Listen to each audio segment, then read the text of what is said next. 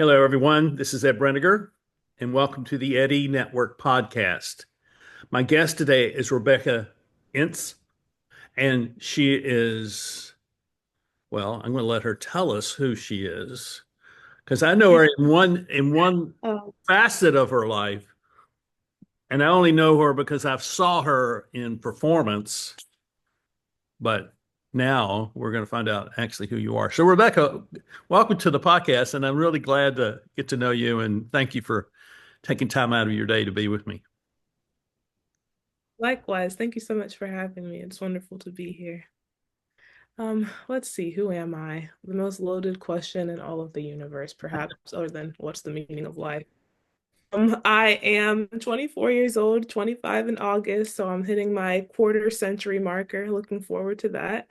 I'm a master's student in creative writing at the University of North Carolina at Charlotte. And that was in a complete pitch shift. I finished my undergrad there in December of 2023, and I went from health systems management and public health to now English. And so taking that 180 has just really been a God trip, but I'm so glad. Let's see. I think I'm the resident baking friend. It's kind of my thing. So if any celebration we have at all, I've made money cakes for friends. Like you just pull the little topper and the money comes out. I love celebrating people for literally anything. So I guess chief celebratory friend, chief cake friend. I like word games. I really love playing all of the New York Times like in a row. I'm trying to see how fast I can do them all. I do the Wordle, the connections, spelling bee, the gamut. Um, let's see. I enjoy driving for the sake of thought. I think if I did not have a car, I could not be a writer, and I'm not exaggerating when I say that. If I think within four walls, it's just not my best. But if I can get four wheels on the road, give me four wheels instead of four walls, and that's kind of my time to do that. And that's pretty much the bulk of what I do. I like to read. I run a Substack publication and I write poetry here and there. So, what is the longest trip you've taken just so that you could go think? You know, the irony of that is that my whole family despises driving anything over like 2 hours. We just don't do it. Like if it's over two and a half, we hop on a flight. My commute to school is about 30 to 45 minutes depending on traffic. If I have a class during the day, I'm on campus in 30 minutes, fine. Once I have my evening classes and you hit that like 4:30 rush hour marker, it's like 45 minutes. So I guess my longest trips average 40 something minutes, no Yeah. more than an hour though. And it's typically all I need. And I try not to take the highway when I do kind of want that time to think because I need a stoplight to be able to like record my voice memos of what I'm thinking. Because I swear the best ideas come to me when I'm pushing down 77 and there's no way to stop the car and I'm flying down there at 70 miles per hour and just have to pray that I can remember the idea when I get to my destination. So driving local, find lots of stoplights, and 45 minutes to think. We're very much alike in that regard. And I like long road trips because I can think about things. And I've done several road trips this spring. And I told you before we came on that I'm in kind of a writing sabbatical. So I'm not writing, but I'm thinking a lot and I'm reading a lot. And it's been interesting because um, over the last month and a half, I've listened to, you'll appreciate this, T.S. Eliot's Four Quartets. Okay. And I've listened to it two or three times, and it's sinking in. I've also listened to Macbeth, Wow. and Yeah. I'm right now in the second go through of listening to William Faulkner's The Sound and the Fury. Okay. How's that then? Okay. So I take it you like audiobooks pretty regularly, or Yeah, and would I be wrong? it's easier for me um, because they tend to flow faster than I read. When I read, I'm thinking about every sentence Yes, I'm the same way. and I need Yeah. to take notes. So I'm listening while I'm driving, and it and a lot of particularly a lot of modernist literature is really, I think, better heard than read. I agree. I agree. I think it makes for a more immersive experience because I am very similar that if I just use like my reading voice in my head or whatever, I can just spend like 10 minutes on one page straight up dissociating. But recently, Spotify added like a boatload of books into the premium plan. And so I'll pull out my earbuds and I'll have the text though. I notice I can't do what you do. If I just hear the audiobook, I'm like, I don't know what I just heard. I need the audio and the visual. So Right. I'll buy the book and then I'll listen to the audiobook. And that too, especially like once you start getting into like British authors and the audiobook is like chapter 4. I'm like, perfect. It's completely immersive. So I love audiobooks for that reason too. Yeah, I do too. And um, and what I do is I'll download them off of YouTube, and I put them on Mm. little SD cards, I have an SD card slot in my car. Okay. Yeah, it's the best thing about my car is and so I can download music, I can download books, lectures. I mean, the everything goes on there, and I probably carry 30 or 40 of those SD cards full of content. So, Mm. and That reminds because if me of my dad. like I will drive, like later this summer, I'm going to drive out to Texas and then to Wyoming, and I'll be in the car for 6 or 7 or 8 hours in a day. And you can go through a half a book or a whole book or novel that way and be It's immersed true. in that story, and you're processing it, and because of the surroundings that I'm in, whether I'm driving on the highway or off the road or whatever it may be, that the story becomes rooted in that visual presentation that I'm watching as I'm driving. Yes.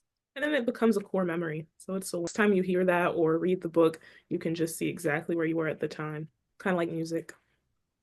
Yes, Mhm. and it prompts. If you listen to a lot of different things, it prompts you to think about particular concepts. Like I'm right now thinking a lot about time, and Macbeth is about time, and so the Sound of the Fury is about time, and obviously the four quartets are about time. Time is an interesting concept, so I'm working through that. Maybe I'll write something, Mhm. maybe I won't. I don't know. Yeah. So My dad, let me ask you this. Um, you've made a shift in your life from being science, medical in that world to being a writer. yes. And what was it that brought that about? What was the kind of the instigation of that?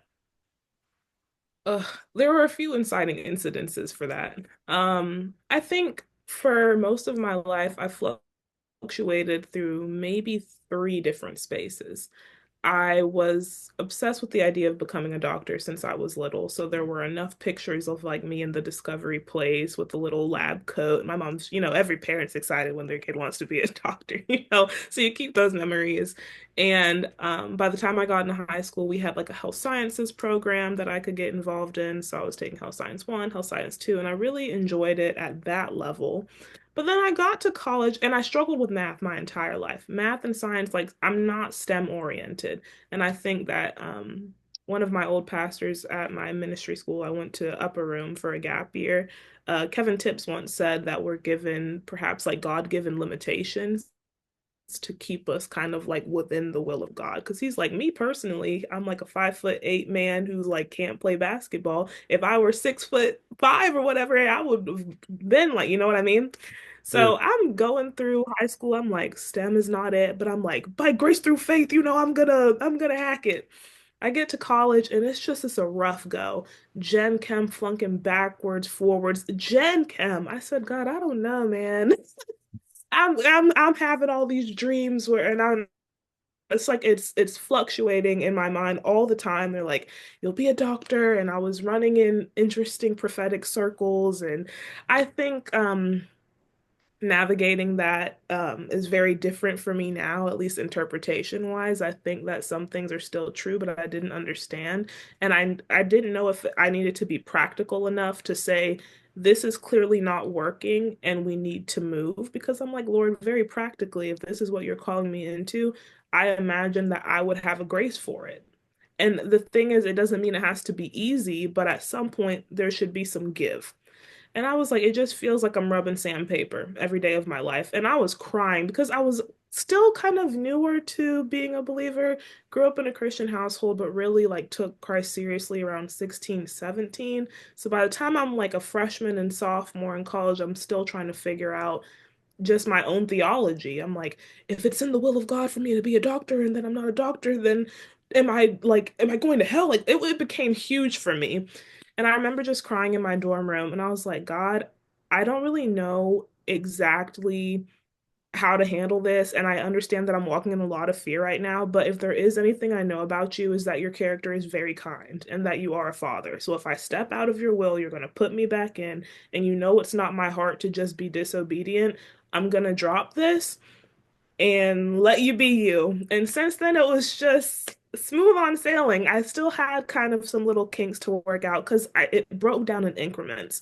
At the beginning, knowing I could not do basic algebra, I came into undergrad as a physics major, and I was taking my all of my maths. I took physics and medicine, and I enjoyed that class. But did I get it? No, it's okay. Still managed to get a B by the grace of God.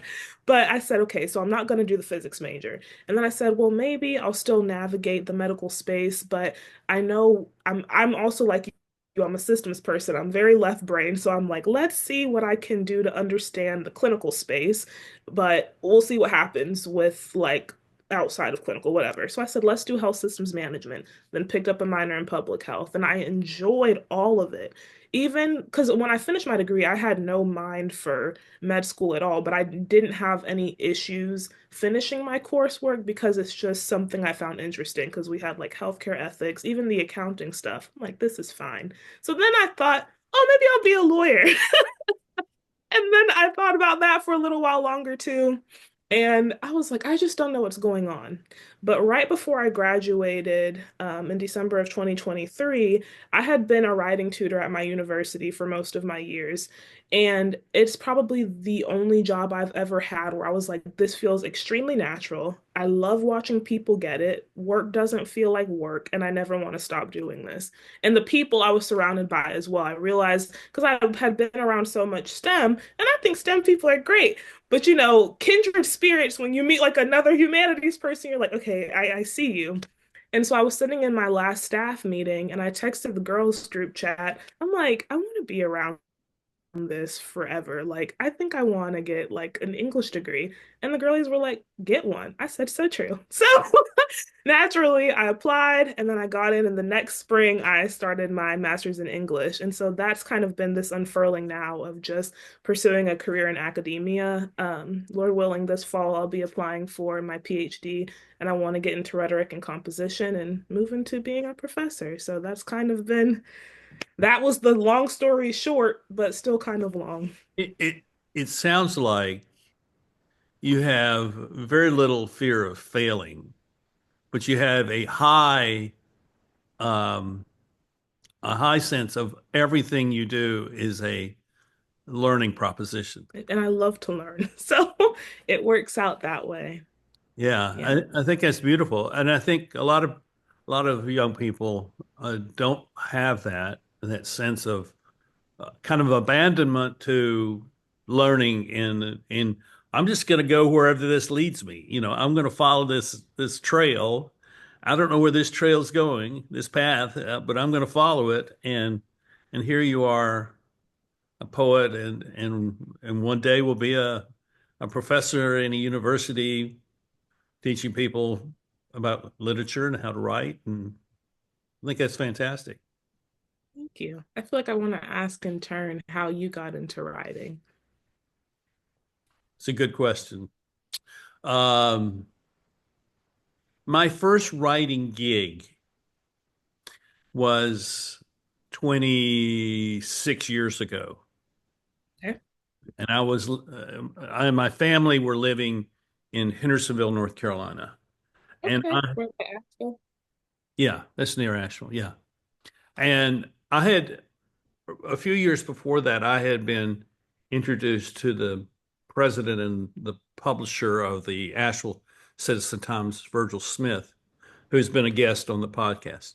And Virgil and I we hit it off, and um, he knew who I was, and he had me come talk to his top 50 managers. I mean, we did some things together. We did some education things in the community.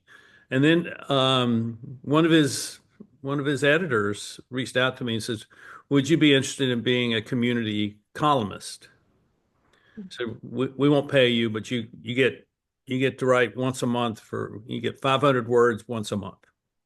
And I had never done anything like that before, um, Mhm. other than writing, term papers in graduate school and college. So I started, writing, and writing 500 words was difficult. Yeah. And I had to teach myself how to write because I had never had a writing course or anything. And what I Mhm. learned was I had to get rid of all the words that I I probably before had thought were important for communicating my ideas. Well, what I discovered was things like adjectives and adverbs and run-on sentences and all of those were actually clouding my ability to communicate. And if I got rid of a lot of that stuff, then I had actually more words that were valuable in putting into that 500 word thing. So that was my Mhm. first gig, and I did that for a year. And then 3 years later, they came back to me and asked if I would um, write a business leadership column for the paper twice a month. And I got 700 words then. Way, and I got paid. Yay! And that started the first week of July in 2004. 2004? Was it 2005? I don't know. And at the same time I started writing that, I started writing a blog called Leading Great. Questions. Um, and so ever since then, I've just been regularly writing. And I wrote that blog for um, 13 years, Mhm. and it was ranked high in the leadership blog world, though I could never tell that anybody was actually reading it, but it got ranked. And then Yeah. I wrote a book. It came out in 2018 called Circle of Impact, and and I've been writing long form stuff ever since, whether it's a book or long form on Substack. So Substack stuff I'm writing there will be between 1,500 and 4,000 words. So Okay. so Yeah. that's how I got started, and what I find is that it helps me think. Mhm. Do you prefer the long form or the short form content? I prefer the long form because I can take a collection of things that do not seem to have any relationship to one another and bring them together into a coherent whole. I agree. I That makes agree. sense?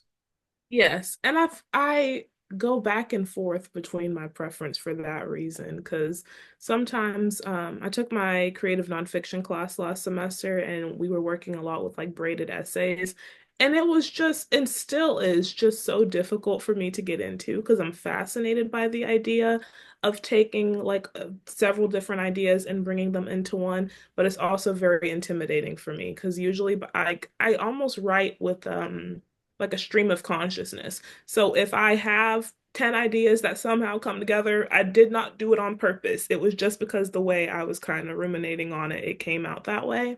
But that's why shorter pieces for me are less daunting because I'm like, typically you take the one idea and then you just run with it.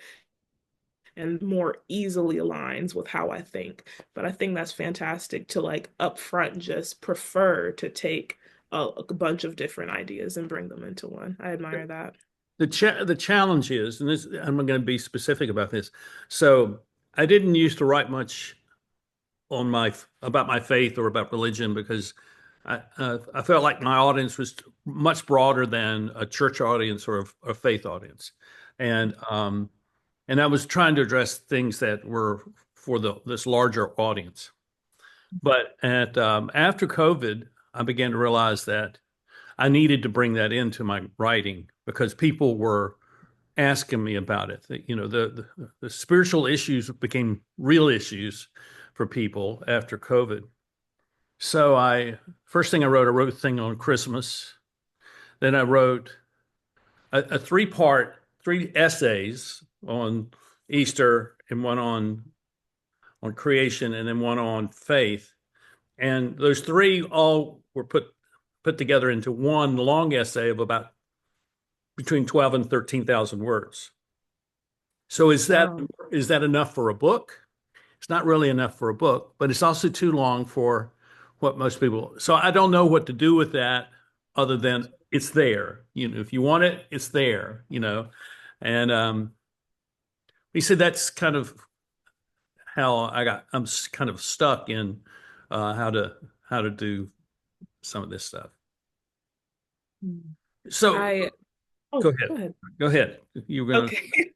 Well, I was just saying, like, I guess to kind of close on that point too, because I'm also thinking about what my dad does. He is a software developer by trade, but he writes books as well. And I am just blown away. He's probably published maybe like two, three, maybe four at this point, and they're all like this thick. And I'm taken by it every single time. I'm like, I just don't know if I can do it. Last summer, I was like, I think I'm gonna try to start and like do a literary fiction kind of novel. I so I got an opportunity to present the idea as a pitch. I did the Christianity Today Accelerator program. It was the first of its kind. And at the end, they had different sectors. You could do like the editorial sector, pastoral. And so I presented my book idea. And as I started presenting, I was like, we are in no position to write this book at all. And I resolved to the fact that I'm like, in order to do this, I'm going to probably be in some kind of like reading I don't even know what you want to call it, just like a reading research phase for maybe like the next 5 years. Yeah. I think that's probably like one of the best ways to learn your craft. I'm like, find somebody you admire and just keep reading it until, it kind of just gets in you. But I'm telling you, I'm trying to hack it out long form content, but it's really going to take some time. You do have the rest of your life. That's true. I forget that. Yeah. What is it, Billy And me Joel too. Vienna? And me, I'm going to introduce you to my oldest son, Troop, because he's a writer and he lives in Raleigh and he's a novelist. And when he was 12, so he turns 40 this year. So he was in that very early stage of being a digital native. So when he was 12, which would have been about 1997, he came to his mother and I and said he wanted a computer. Now, at that point in time, our family had one computer, you know, and we all had, I mean, and his mother and I had cell phones, but they weren't smartphones. I mean, this is the dark ages of digital technology. And so we found a used computer for him. And for 2 years, he spent 2 to 3 hours a day writing, and he was teaching himself how to write novels. Mm. And he wrote a an alternative history of World War II, and it was like 175,000 words. Um, And he did it because he wanted to learn how to write dialogue, and he wanted to learn how to write battle scenes. So I mean, he's a kid, he's a young boy, and so he's continued to do that. He's followed that passion on, and he's got two books that are close to being done, and can't wait for.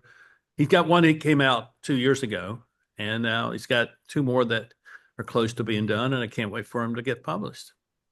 But That's fantastic. I feel like it really, I think, obviously everybody's story is different, but I do love when I hear about when it gets in you young.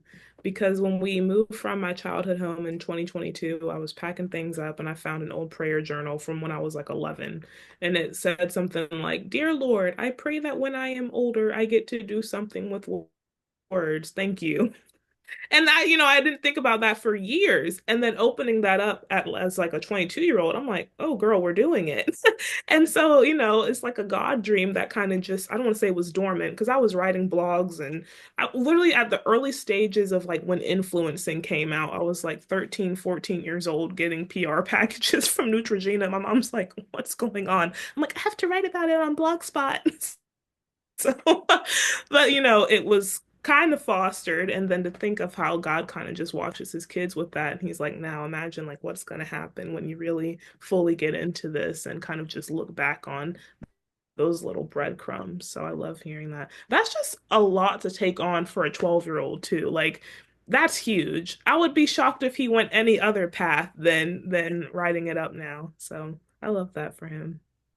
yeah, it was clear that that was what his passion was, and he's really good at it. I mean, he wrote a book called Victory Ruins. It's about a family, farm family in the Piedmont section of North Carolina, not far from where you live, up in Catawba County, and not Catawba, yeah, Catawba County, and it's about their son who goes off to fight in the Second World War, and it's a horrific experience. And he comes home and he's changed, and the world that he left, which he loved and he didn't want to leave, is changed.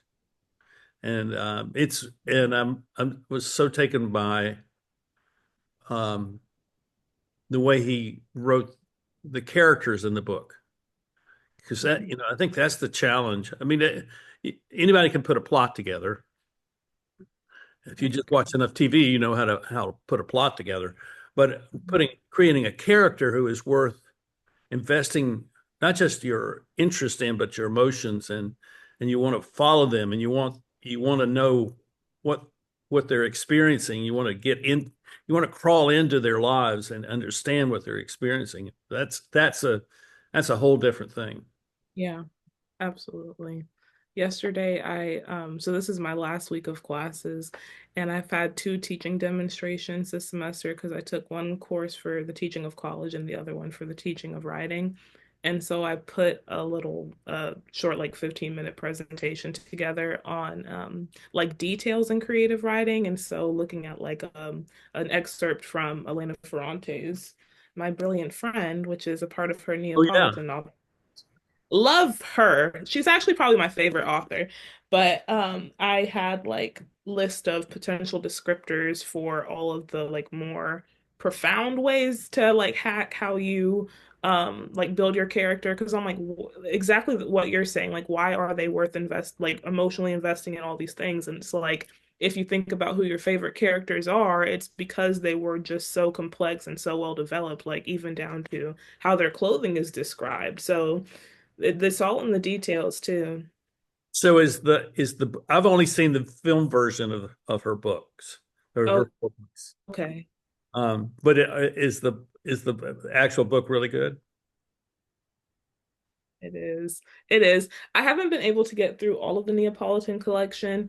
I kind of like the shorter ones. Shorter being like Days of Abandonment is probably like in my top five. It's like a classic woman scorn novel, which tend to be my favorites for whatever reason. So The Woman Destroyed, Days of Abandonment, um, My Husband by Maud Ventura, any of those.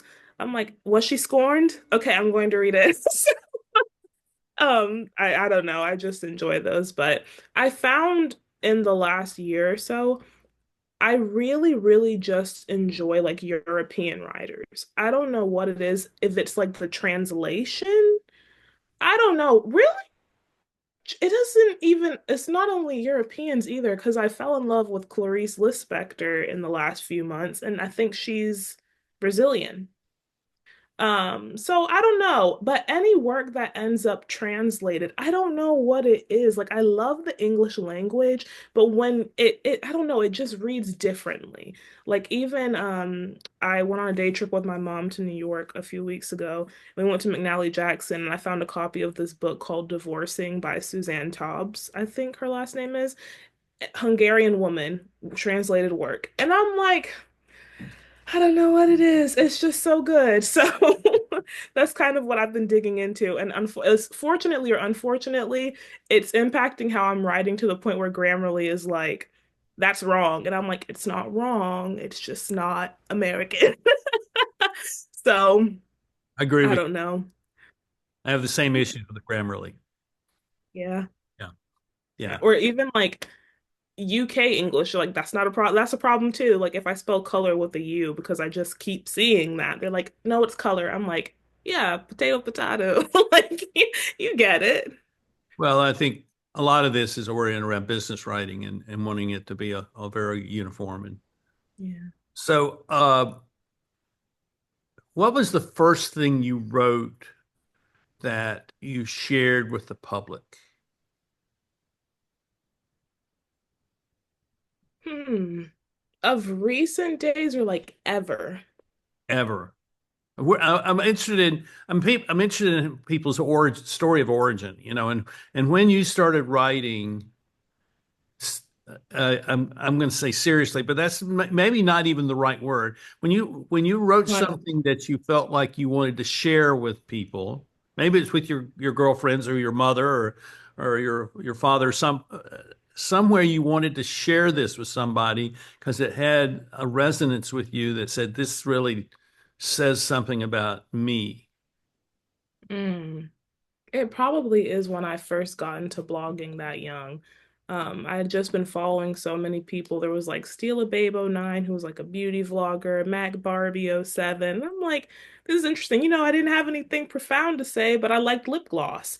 And I'm like, and I've got a lot to say about it too. So I'm gonna make this blog. And it was started out as a beauty blog. I think one of my first ever was called like Wool in Walmart. I went into some like blog name generator back in like 2011. I was like, Wool in Walmart, that's nice.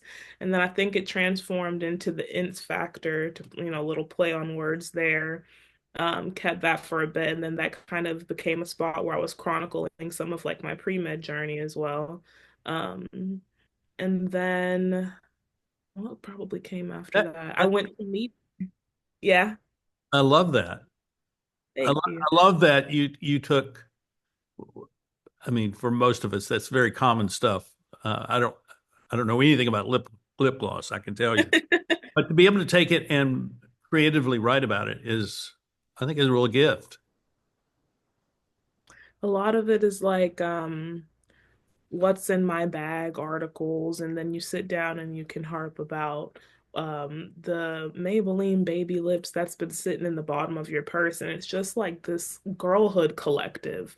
And I don't know, I just really enjoyed that. And it honestly never dies. I took linguistics a couple semesters back, and we had a final kind of paper where you would break down whatever is on like any genre that you're interested in. And I said I'm really interested in how language is utilized in the beauty industry. So I picked like one publication called Into the Gloss, which belongs to a brand called Glossier. And you find like, I don't know, different keywords that tend to reappear, and then you break that down, and it's like now you're 23, and you're coming like you're getting to the nitty gritty, like the linguistics of it. And but the 11-year-old girl who was just like, and you could break that down. Why was she saying I love this, like loaded language, all of those things? So kind of getting to see both ends of it, because obviously at 11 you're just kind of flippantly like, this is what I love and it's pretty in pink. And then at 23, you're breaking down why even use that language that's so loaded about lip gloss. So it's been fun kind of discovering all of that too. But isn't what this really is a search for a way to define what our identity is or define who we are as persons and a way to distinguish ourselves from one person to another? Yeah. Yeah, I would say. See, I have I don't know anything about lip gloss. I did have an experience last fall in London. Was walking down the street and this young guy and young woman beckoned me over, and he's one of these man on the street interviewers. You know, you see him on YouTube, and Okay. yeah, Yeah. and you're gonna laugh. So he wanted to know about my preference for male cologne. I said, I've never worn male cologne. He says, really? Oh, So I mean, this went into a very interesting conversation about me and yeah. my relationship to women, and his counterpart, the young woman who was doing the filming, was just sitting there smiling because here's this old guy who's totally detached from reality, the reality that we're trying to talk about, and so he Yeah. did some cologne, you know, some. He allowed me to smell some. He said, "What do you think of that?" I said, it's good. It's not, All you know, right. would I wear it? If I was seeing someone who for whom that was important, I would wear it, and that's what I said to him. Um, Yeah. it, Good it, answer. PR trained. well, it's sincere too because you know it's like talking to you. I'm going to have a conversation with you, and I want Yeah. this conversation to not be about me, even though we're both talking, but it really is about you and what is it that how I can show you appreciation. In every relationship, I think that's part of what we need to do is how do I show that I appreciate who they are? And part of that is saying, well, this is who I see you to be. Is this correct? You know, and sometimes we're right, sometimes we're wrong. But if the relationship is healthy, then we can work through those differences to find a place where we can be at a happy place. Yeah. So uh, I first heard you when you were reading poetry, and you were reading poetry at an event with a bunch of other poets and some essayists. And I wanted to ask about that experience. Um, had you done that before? Had you stood up and read? You had not. What was that? Not like that, no. What was that like? Oh boy. I guess to preface that, I think the only time I've ever had to really like read poetry in front of people is for like my poetry workshop class. And there's always like, speaking of which, we have one tonight. It's my second poetry workshop. Yeah, so no more than like 15, 20 people. But what I am used to, though, is public speaking. I did a lot of it when I was young, and presentations are still kind of like one of my favorite things to do. But poetry, it just felt a little different because it's not just this objective. Like, I did my high school graduation speech. I felt confident about that speech. It didn't feel like it was this, like, kind of vulnerable thing to do. However, my craft would have been judged, I wouldn't have taken it personally because it was a very like run of the mill. Like it's, yay, we're graduating. Let's go be successful and have a good life. It's not really up for criticism in a way that would bother me. But I think above poetry, I'm an essayist first, which is kind of interesting how I ended up in this position to be reading poetry. So I'm sitting there, I've got imposter syndrome out the wazoos for one. Because I even feel like that in my poetry workshops. Our department has some of the strongest poets I've ever heard in my life. And so I show up to workshop in the same way I showed up to this event. I'm like, here we go. I'm reading poetry with people who, I mean, really, really do this.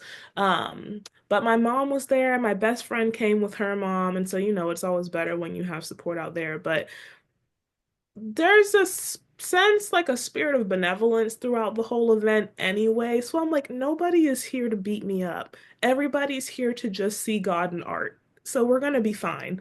But I'm one of those people where consciously I can say I'm not anxious and my body's like, do you want to know something? I think we're really anxious. And so I sat up there. My composure is calm, but literally like a vein probably in my neck is just sitting there just going do do do. And I'm like, why is my heart racing? Why do I was literally thinking, I'm like, God, if I sit up here and I just have a heart attack, oh man, I'm just gonna ask that I just don't have a heart attack.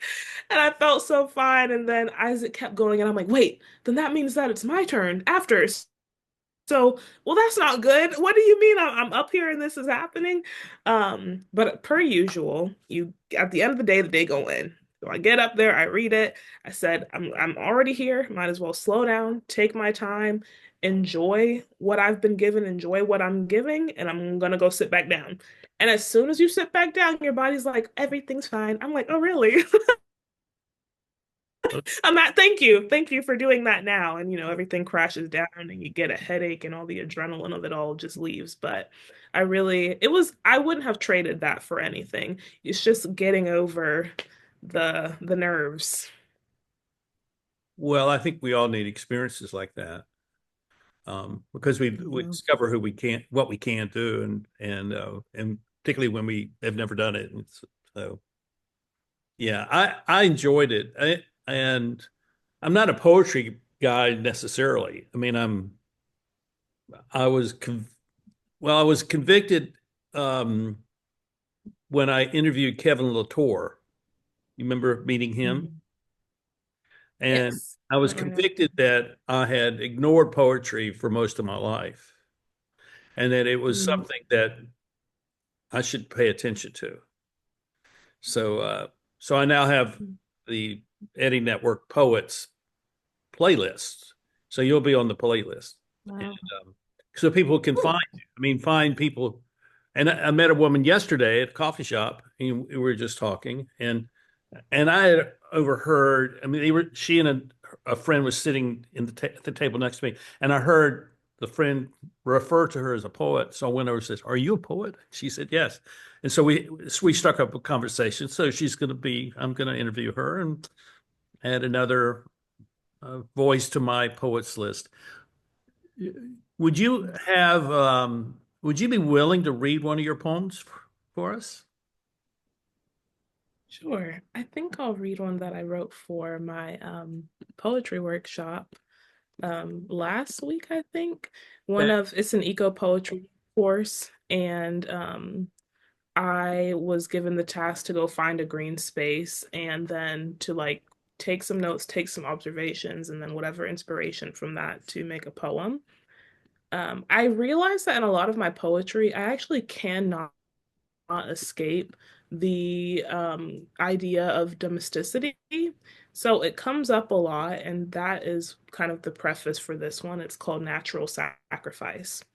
It's actually based after. Are you familiar with the Duke Mansion? You mean in Durham?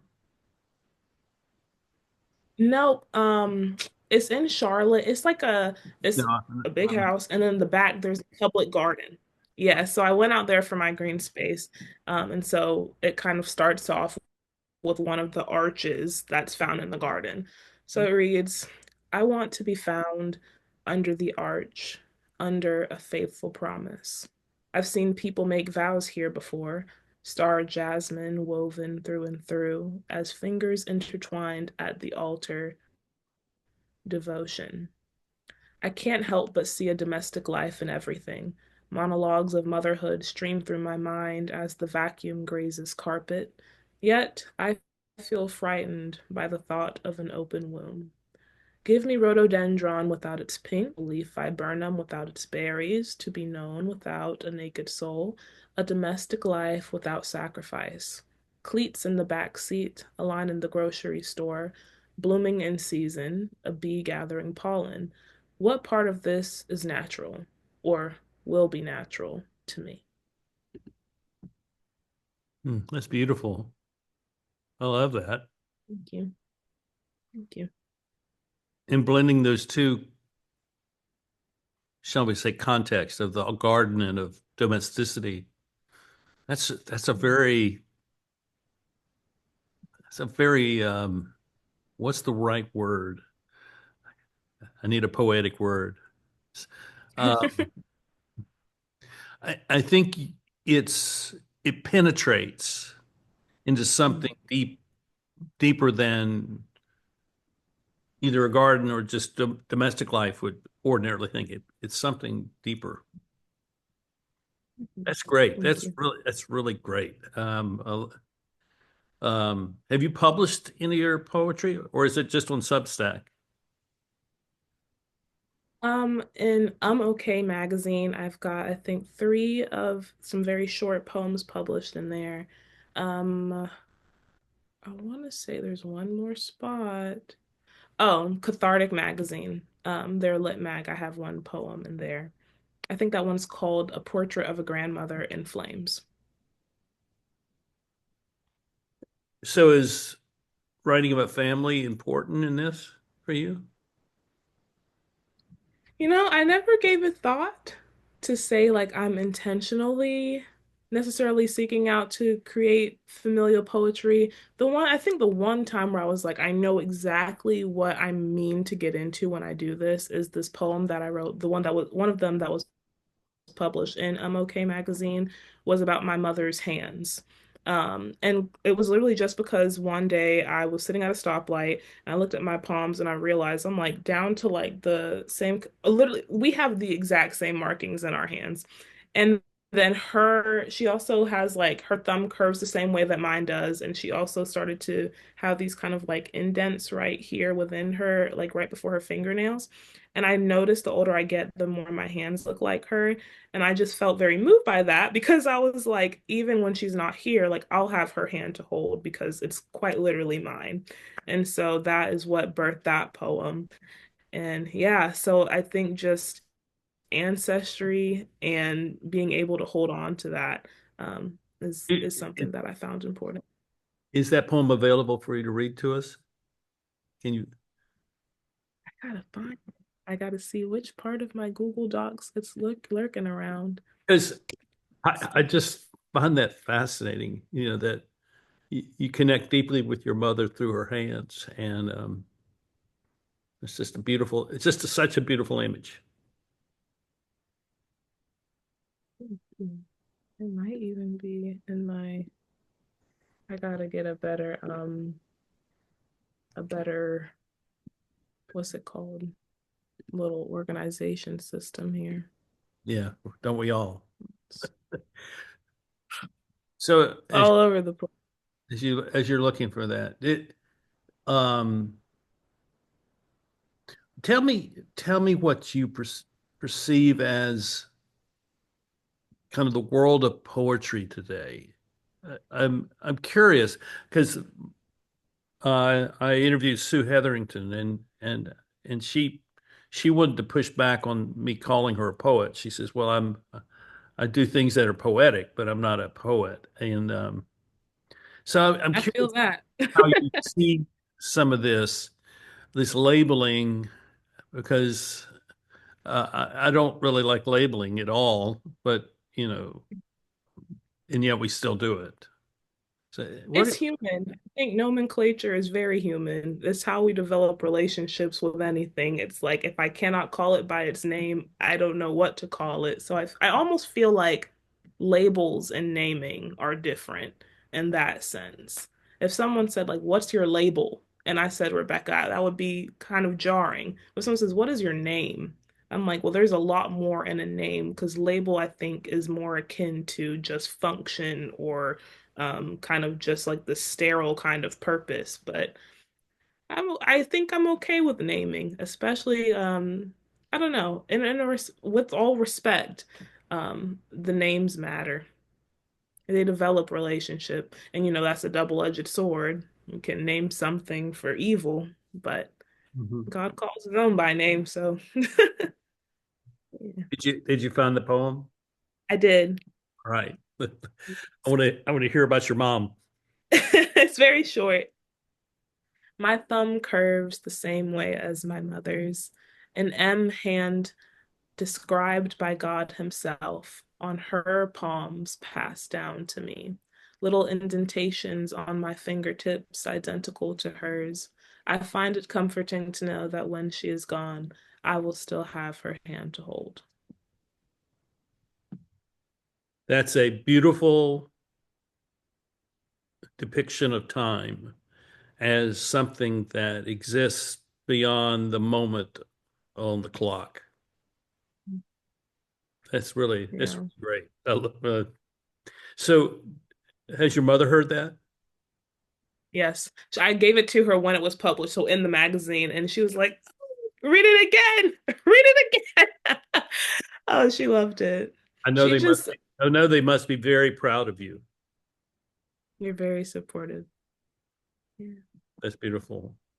So, so you're going to be in a PhD program, and you're going to be a teacher, and you're going to be writing for the rest of your life. Um, so, what's your expectation for what this looks like, you know, 10 years from now? What do you think your life is going to be like then? Well, the blueprint is the scripture that says, aspire to just live a quiet and peaceful life. That's the framework. But in practicality, I guess, I mean, as detailed as I can get, I'm obsessed with just like a nice white one-story home, little cobblestone driveway, beds of hydrangeas, same wooden floors, don't know how long they've been there. Make a French press coffee, read my Bible, make sure my kids and my husband are good, sit down at my desk, do a lot of writing, get up and leave, go teach a lecture, probably grab some ramen for lunch somewhere. It's like one of my hyperfixations. Like good authentic ramen, pick up my kids and go home, make dinner, do it all again. Just keeping it simple, bare bones. There's a quote that one of my youth pastors used to give us all the time. He's like, preach the gospel, die, and be forgotten. And at first I was like, whoa, what about all, what happens in between? But honestly, the longer I live, even though I'm literally like 12, I resonate with that. I'm like, I just want a very simple, fulfilling life. I just want to wake up, do the things that make sense, live a godly life, raise a family, and be done. So, and that fluctuates too. That's for another day. You could read my Substack for my fears and embrace of motherhood, but Well, you have some pretty strong things there on your Substack, and thank I you. love that. I mean, I think it's great that you take on some hard situations. So, uh, let me ask. I typically ask this question to my guests because I think it's oftentimes the question which lingers behind everything that we have discussed, and so what is it in this world of that's so chaotic and in such a state of change? What is it that you have that gives you hope for the future? Mm.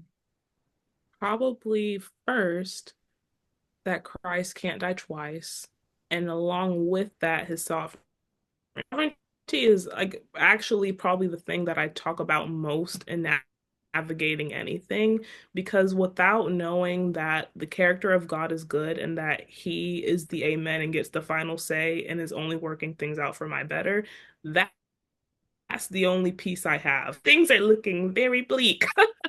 But I don't know. I literally wake up sometimes I'm like I'm thrown into a panic and I'm like, well, God cares about me. Actually, like not in just like very cute Ray Dunn coffee mugs, not in like a cute keychain kind of way. Like he cares about me and he's in control of everything and he has a redemptive nature and that there's no locust or storm whatever that's going to topple his sovereignty and his redemptive nature and desire to and will um to make everything right eventually. So, in the midst, I live for the many moments where I see that sovereignty at play. But at the end of it all, I'm like, the redemptive nature of God solves all of my problems. So, It's beautiful. It's really beautiful, and I hope that your effect upon the world and the effect upon people will translate what you just said into something which is meaningful for them. Uh, because, well, let me take this down one more rabbit trail. please. Because your generation, what do you consider your generation? Are you a millennial? Is that I'm a what? zillennial. Okay. More Gen Z. I was born 2000. I'll call it what it is. Okay. But your generation gets maligned by the older generations, including mine. And I don't see it that way. I wouldn't, if I did see it that way, I would never have invited you on. But I see something in your generation which gives me hope, which is the unwillingness to kind of simply do what you've been told to do, and that you're just supposed to follow what we have told you you should be following and doing what we think is best for you. And I think you all are deciding what is best for yourselves. And I find a great sense of hope in that. Sure. I think the times are calling for that kind of trailblazing. I think there's your generation and before had trailblazers, and then we were, put into this kind of silver spoonish, whatever you want to call it. We were in kind of just a lull. Things are fine. But then as times change again, it's another call for new pioneers and new trailblazers, and it's different times too. The same methods, apart from, the bare bones of what's right and what's wrong, the same methods don't work anymore. I've heard like Gen Z being spat on by another generation for how quickly they move jobs. And I studied that in, I think, like one of my HR, like health organization courses, and they said the boomers are characterized by saying, I've been at this job for 50 years and you can't pry my hands off it. And that Gen Z is like, oh, I've got to like career hop every year and make sure that I get a raise, and like there's no loyalty or whatever. But it's just things are different. And I don't think that one way is right and one way is wrong, but different times are calling for different requirements. And I think the tension is that one generation's calling to another, but the pivots they're happening and they don't know how to process them through each other's lens. But it's good. It's good. And maybe that's where the value of poetry comes from. That being able to bridge that chasm of difference that exists. And I and Yeah. that's and that is what I do see as the beauty of poetic expression, is it does allow us to say things that are not just kind of set in stone. It Sure. opens us up to things. So It takes on the abstract, and so that's nice. There's a lot of writing practices that are strictly concrete, but poems they have a way of being particularly expansive. So much is left up to interpretation, there's a lot of work done off the page that just wouldn't be accepted in well said. another genre. Yeah. So, Well, it's been a delight to have you here. thank you, I hope, likewise. I mean, I just live up the road in Winston-Salem, so I'd love to get together with you and some of the others that are down there in Charlotte someday, and have some coffee, and maybe we'll read to one another or something. Yeah, bring the T.S. Eliot. Oh, I have others to read too. But I thank you for being here, and I look forward to hearing more from you. And I wish you well as you continue your education. Um, and I thank you. Thank you so much. And I thank you all for watching. I hope that you are gaining something from all these poets that I'm interviewing, because I think, as I've said before, I think not only do they say things which resonate, but I think they have the potential of bringing healing to the world we live in. And that is something we need. So I thank you for watching, and I look forward to seeing you here next time on the Eddie Network podcast. Bye bye.